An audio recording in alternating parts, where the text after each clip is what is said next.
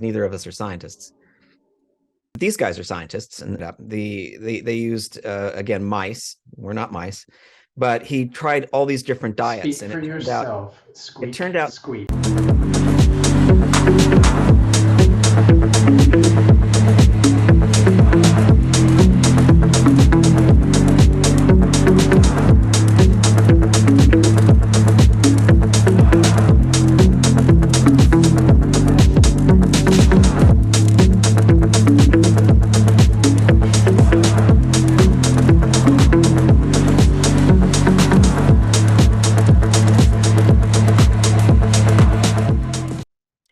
I'm Michael. I'm Chris. And we're Breaking Impossible. Do you know who Lex Fridman is? Huh. He's at MIT. He's a data scientist or a computer scientist who's worked on things like machine learning and autonomous driving. And so he's a computer scientist, programmer, but he's also a YouTuber, and he's interviewed people like Kanye West and Joe Rogan, and he's a very popular science explainer. And he also interviews people about things like philosophy and history. And he always wears a black suit with a white shirt and a black tie. Interesting. Okay. Yeah. And you know that I'm a big fan of Andrew Huberman, who wears always a black dress shirt. Huberman wears the black shirt, wears a long sleeve shirt because he's hiding his tattoos. Because he has full sleeves, and he wants to be taken seriously. And I assume he wears always the same black color just because he doesn't have to think about it. I think of Steve Jobs, who famously wore like a black t-shirt because he didn't have to, it was one less decision he had to make in the morning. Yeah.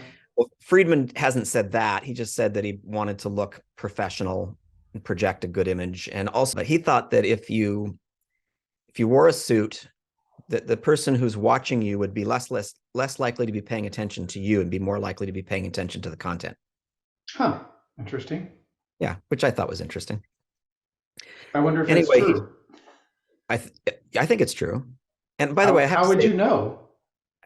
I don't know. I don't know how we would know. And this is what I'm thinking about. I'm thinking, how do we know the things we think we know? That's deep, man. That's so deep. Well, no, but I'm thinking specifically in the context of you and I talking about time restricted eating or sun exposure, or reading any of the scientific studies and coming to any kind of conclusion based on those things. Neither of us are scientists, but these guys are scientists.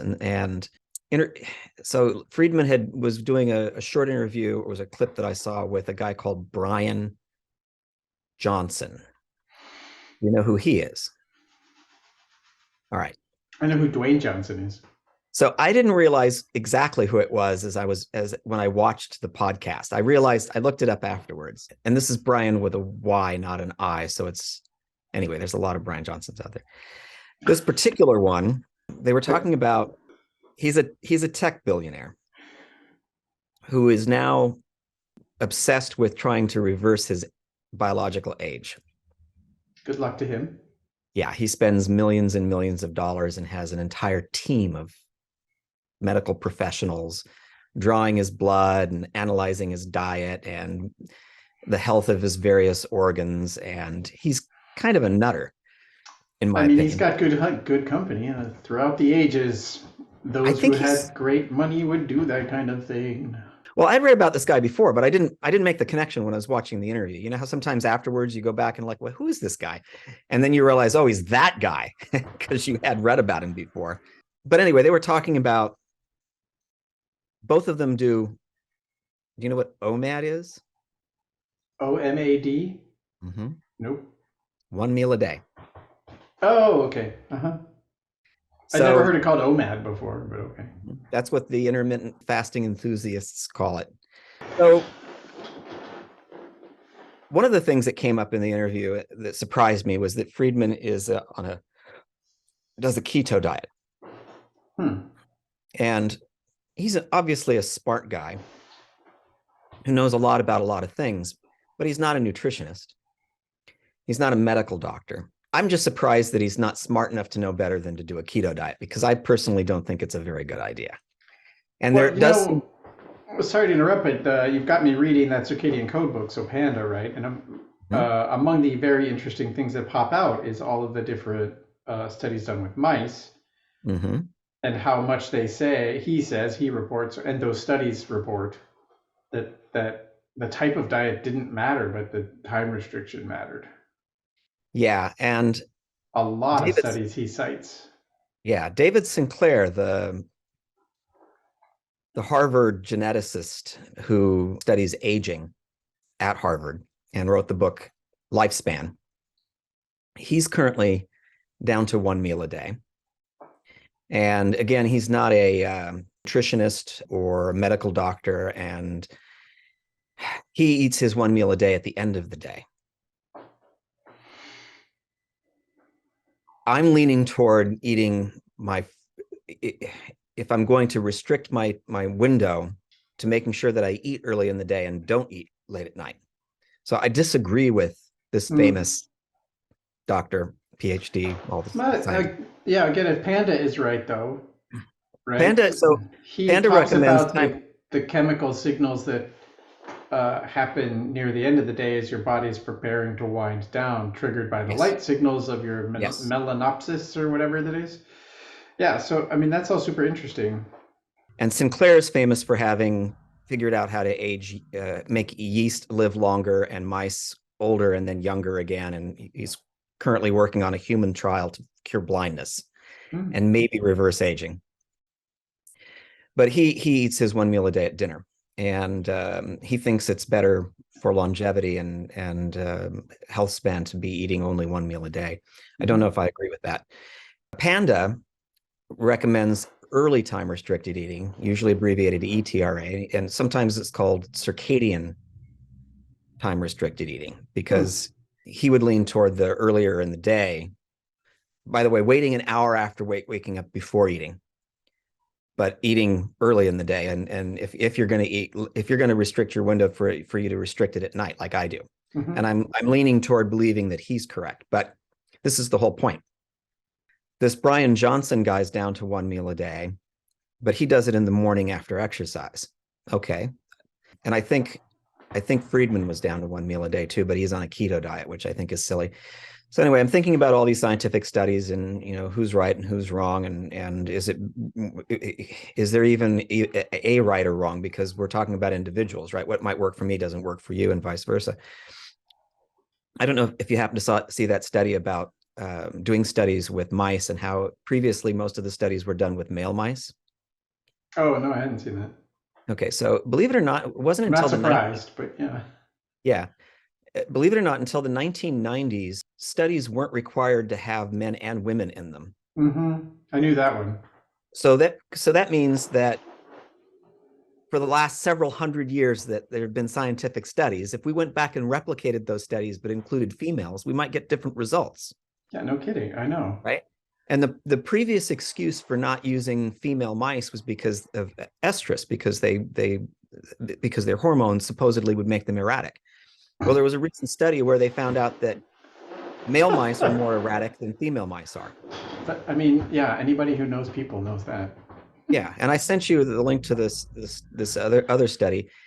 If you're studying a group of male mice, the dominant mice, the alpha mice, which is hilarious, show up to 10 times as much testosterone than the submissive mice do. So it's true female mice, their hormones fluctuate, but it's also true male mice, their hormones fluctuate. They also actually tend to be more erratic. And so that gets me thinking about that study about people getting UV exposure and their testosterone going up. Well, what if they're doing a study on people and one of the things they don't control for is UV exposure? Who would have even thought that you should control for UV exposure, right? But it could have an impact on the results of the test, depending on what the test. Well, it's also enough research has been done to show that humans don't have that same alpha thing, even though we talk about it all the time, like alpha males or whatever. Like there are. No, but we do have testosterone, and testosterone. Well, I understand. Yeah, but and here's another thing we talk about. There's a lot of people out there now, it's a big thing, it's in vogue to take testosterone replacement therapy. And even for relatively younger guys in their 20s and 30s. Are you kidding me? I don't think I need it. And I'm a lot older than those guys. And a lot of people don't realize the things that can make your testosterone fluctuate. If you have sex, your testosterone goes up. If you exercise, your testosterone goes up. If you get UV exposure on your skin, your testosterone goes up, right? You don't need to go take an injection of testosterone. You just go outside or get some exercise, right? Hey, but I saw this show on TV where I should bake my eggs in like this fancy glowing whatever thing. Like, hey, they're covering your UV exposure like directly on the affected area. So I Yeah, disagree. I think people are studying. I use the word study very loosely, by the way. yeah. So That whole thing, that cracks me up. this Brian Johnson guy is kind of, like I said, I think he's kind of a lunatic, but he's obviously in very good shape. He's very lean. I'm sure that he's correct that the biomarkers, show that he's younger than he might have been a year ago and whatever. But I think, and this is what I thought was interesting in the interview. He's talking about how strict he is and why he's so strict, because he's looking ahead to the future of how he's judged 100 years from now and 200 years from now, because he thinks he should be focused on thinking and not focused on the things that more primitive people have been thinking about, because they're supposedly going to be What able does that even mean? What? He's, like I said, he's kind of a nutter. So, for example, he does all of this diet and exercise intervention primarily to optimize, because he wants to get what he calls perfect sleep. Okay. Right? Okay. So this is my wheelhouse, right? I'm trying to get perfect sleep. I'm trying to be more active. I'm obsessed with sleep and sunlight exposure and how those things affect my sleep and everything else. But this guy will not deviate if he thinks it's going to harm his sleep and therefore the potential long-term health of his brain. And Friedman, who's sometimes criticized by others as being kind of timid and slow speaking, I personally think he's a brilliant guy. I really like him. He kind of pushes back, but he does it in a subtle way. It's really not obvious that he's pushing back, but he basically says, yeah, he still has those days where he stays up for 2 or 3 days straight working on problems and sleeps under his desk. And he's okay with that, because he feels that even though you should be worried about these things, and he's concerned about his sleep, he's concerned about his diet and all the rest of it, but he also feels like he has to fulfill his passions in life. Otherwise, life's not worth living. That's exactly what I was going to be saying. What you and I have talked about too, yeah, right? Exactly. But this Brian Johnson guy mentioned that, for example, you shouldn't do a 4-day marathon because of the harmful effects that's going to have on your body and your brain. Now, here's the thing. You and I are training for the Hong Kong 4 Trails Ultra Marathon. Yes, we are. It's going to, if we qualify and if we participate and if we complete all 4 trails and under the maximum time frame, we're going to be going 2 or 3 days without sleep. And it's bad for you. You shouldn't do it. And I've been saying this to Andre, the founder of the race, for the last 4 years. You really shouldn't do this. This is really bad for you. And he acknowledges it. He shakes his head. Yeah, he says, yeah, you're right. You shouldn't do it. It's bad for you. But the effect of doing it once a year or once every other year, I don't think in the long run is going to be harmful. And in fact, I honestly am convinced that the people who finish the challenge, I believe that it changes them. I really do. There's something about that experience. I don't think it's just the sleep deprivation, although it may largely be the sleep deprivation, but the crucible, them putting themselves through that challenge and succeeding at that goal despite how much adversity there is, I think has its own benefit, right? Yeah, and this is one of the things that Sachin Panda and Sinclair both say, is that the things that tend to enhance lifespan and health span are the things that mimic adversity or actual adversity, right? So I don't need to take 100 supplements a day or 20 supplements a day or do any of these crazy things that this tech billionaire is doing. I just need to go out there and get regular exercise, right? And make sure I'm getting 7 or 8 hours of sleep and drinking enough water. Yeah. I think the other thing is sort of the social currency, social ability to be a member of a community and be confident in that and so on, and enjoy yourself and be enjoyed for yourself in a lot of those settings. And I think that the sense of accomplishment that comes from doing out of the ordinary things is huge for yourself, and therefore for your standing in that community, therefore making you feel more confident, therefore, you know, letting much of that go. I was just reading this article recently, not a full scientific paper or anything, just an observation about the Mediterranean diet, and reminding people that it's not just the diet. In fact, it does have to do with the contents of said diet, but also when it's being eaten, how it's being eaten, the community side of it, and that there are many things around the diet that lead to the longevity that are in these so-called blue zones, right? Because it's not just the Mediterranean where they found these. Right. And for me, that triggered extra because, again, since you've got me reading this panda book, that, you know, people evolved all over the world with all kinds of diets, and it's really only in the last 50 to 100 years that we've had all of the obesity problems and the sleep deprivation problems, and that, according to him, of course, much of it is as much due to electric light as it is to dietary differences, except in the sense that dietary differences now also have to account for the high calorie, low nutrition kinds of intakes that we all enjoy at arm's length, right? The ready availability of highly processed foods certainly has changed things. Well, you know, so just you and the I sheer have talked number about of that. calories. Yeah, you and I have talked about that a lot too. But you know, these highly processed, whatever, like that's not a defined term. Bread is highly processed, but even among breads, there's differences in, you know, whether it's whole grain or not whole grain, sugars amounts, blah, you know, Wonder Bread is completely different from a whole grain sourdough. Cheese and yogurt, by definition, are processed. Yeah, I mean, that doesn't necessarily mean you shouldn't consume them.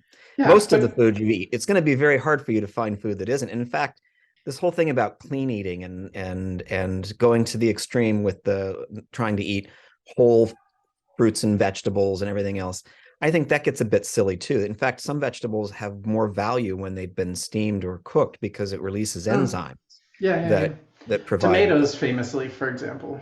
Yeah, exactly. And so actually bread and wheat is the same. Like when you just eat flour or seeds like that, it's not nearly as nutritious as if you had actually mixed it with yeast and yet let that process happen and then baked it with another process. Like bread is way more nutritious than wheat or flour. This is without even getting into the whole thing about being a vegetarian or vegan and eating all of these foods that are completely vegan, but they are highly processed to get that way. Some of them, yeah. Yeah. So anyway, Sinclair mentioned the study that somebody else did. The mice was not affected by any of the types of diets. It was more when they ate. Yeah. And whether or not they were being calorie restricted than what they ate. Availability of exercise. That was the other one that like comes up in many of the studies cited in that circadian rhythm book you've got me reading. How far have you gotten, by the way? I just got to where they introduced the app, for example. One that they use for their research for people, where you take a picture of the food and you can measure your window, right? I would never. It's weird that it requires a picture. Well, that's how they figure out how many calories and the type of food that you're getting. Anyway. What? That's what? It's timing and calories. How can they tell that from my picture? They can tell. How? They can tell two things. They can tell when you're eating and they can tell what you're eating. And it's easier. This is going to be fun because I'm not really taking pictures of my food. Okay. Well, anyway. I want to see how they do this because, no, seriously, like I realized I needed a picture after I had eaten my food. So literally I took pictures of my plates. So I can't wait till they tell me my calories. Well, it'd be interesting to see. Anyway, I think it's a great idea to be a part of a large study that keeps track of what people are eating and when they're eating it. So I'm obsessed about a lot of things, sleep and exercise being two of them. Another thing that I'm obsessed with is design and usability when it comes to user interfaces. And I've been involved in a bunch of those usability studies at Microsoft on campus. I've gone in as many times as they would. Used to be in the old days, you'd go in and you'd sit behind a one-way glass and they'd talk to you and you'd try something out, and then you'd go to the little store and you'd walk out with a free bundle of software for having been there and participated. I did it for the free software, but I did it just as much for the experience of learning how these things work. So you're telling us we have you to blame for all this Windows stuff? It's a lot. So here's what I've been trying to figure out. And I don't know how to do this graphically with any of the software yet, but basically you have your eating window, right? You're trying to keep it less than 12 hours. I'm trying to keep mine 10 or less. I think 8 is the most you should go, because if you're working out a lot, I think less than an 8-hour window is just not good. Mm. So somewhere around a 10-hour, 8-hour window. So let's say you just decide at 10. Let's just say this is your 10-hour window. Do you put it closer to breakfast? Do you put it closer to dinner? Do you put it in the middle? Where do you put it? Yeah. Right. And it's similar with the sleep thing. I showed you on that app for the Aura Ring. You can actually see as I'm doing this. It suddenly started telling me that my sleeping window was optimal because the middle of my sleep matched up with what it should be. But I don't believe it. I think it's more to do with habituation. It's what I've forced myself to get used to. Yeah. As we're going through this time change with daylight savings time, because without even thinking about it, I started going to bed earlier and getting up earlier just before the daylight savings time, which turns out worked really well in helping me adapt to it quickly because I was already preparing for it. Yeah. But so where is that optimization? Is there a real criteria? How do they know? I mean, I read their thing about how they think they know where your optimal window is, but I don't know that they're right. I don't buy it at all. You know Yeah. that. Yeah. I mean, And you were nothing just from a limb-driven light detecting thing is going to do that well for you. But for sleep, like it's guessing at when your deep sleep is, your REM sleep is, and so on and so forth. So it has two basic inputs, right? So your movement and your heart rate. And so it can guess pretty okay, but it, as far as dictating or describing is the word I'm looking for, describing the quality, it really can't. It's a secondary measure at best. Yeah. But anyway, you understand my point. It's saying that my window's matched up with the ideal, but is it? No, no, it's not. What it thinks my ideal is could be dependent upon what I've been doing recently, not any intrinsic thing based on its calculation. Anyway, you were just telling me that you only sometimes listen to your watch when it comes to deciding whether you're going to train. Like my watch told me I need 57 hours to recover, and I don't think I'm going to wait 57 hours. Yeah. Despite what my watch says, it's like Nikki Hahn saying, "Stop listening to your watch." Yeah, no, exactly right. No, David Goggins and the world are partly correct. Yeah. Just getting out there is the more important thing. Forget about all the rest of it. Just get out there. Yeah. Yeah. No, even my HRV thing recently, which has got the heart strap and everything else, like I felt more relaxed this morning and had a higher score in the HRV itself. And yet it was telling me, oh, your parasympathetic is out of balance. Like you should take more rest. Well, I just showed you. I'm just more relaxed today. Like it was like, oh, you're getting illness. I'm like, no, I'm not. Yeah. By the way, the Oura Ring does more analysis than that. It measures body temperature. It measures oxygen. It does a few other things. But body temperature at your hand is just not accurate. It doesn't measure brain wave activity during sleep. Yeah, but body temperature at hand is not accurate. Yeah, and then there's also that thing about the delay, right? What my optimum window, what they think it is today, might be the result of something I did 3 days ago. Because it's not lined up exactly, right? What I do today isn't going to just affect my sleep tonight. It's going to affect my sleep tomorrow night and the night after tomorrow. And similarly, what I eat and when I eat it is going to have effects that don't just happen in the next 24-hour cycle. Yeah. It's more complicated than that. Yeah. But switching gears a little bit, so all of that, like, so finally we're getting daylight here. It's getting to the end of March, and daylight savings will happen this weekend. So we'll catch up with the U.S. and our solar cycle is getting so that we get enough light hours in the day that working out is more attractive.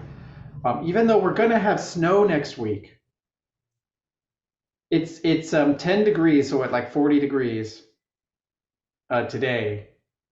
And it's going to drop back down to the single digits, just above freezing, and then it's going to snow.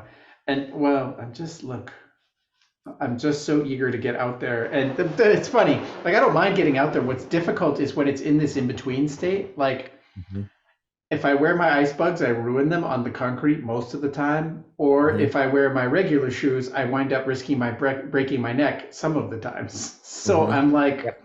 Yep. what am I going to do? But anyway, I'll probably do a run tomorrow. So it's been a whole week since I've done any running. Mhm. Last week I did a good 25K, which felt good. Mhm. Tomorrow's going to be in the snow or rain or something, they say. Mhm. Um, but we should start like actually talking more about like getting time on our feet Mhm. and what I was just thinking is like noting sleep in relationship to the exercise and the diets and things like that. So basically keeping each other abreast of the things that are going to go into our app. Yeah, you could say that. The paper version, the you and Yeah. I version of So what's all going we've on. been doing is up until now is just talking about when we're lifting weights or when we're running. Yeah. Now we should start doing how many calories and when we're eating and Yeah, yeah, yeah. much sleep did we get. Yeah, I think that's a good idea. Yeah. An N of two rather than an N of one, and on more than one or two criteria. Right. So remember to go outside, do hard things, and keep moving forward. We'll see you out there.